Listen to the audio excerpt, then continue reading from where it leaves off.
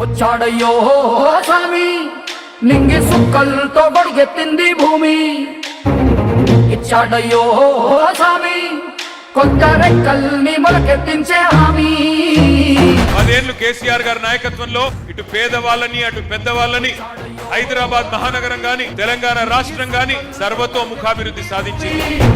ఓ ఇచ్చాడయ్యో స్వామి కొత్త రెక్కల్ని మొలకెత్తించే హామీ హైడ్రా పేరిట ఇవాళ 1 కాదు 2 కాదు 1000 ఇండ్లు ఈ 2 ఏళ్లలోనే కూలగొట్టిండు రేవంత్ రెడ్డి.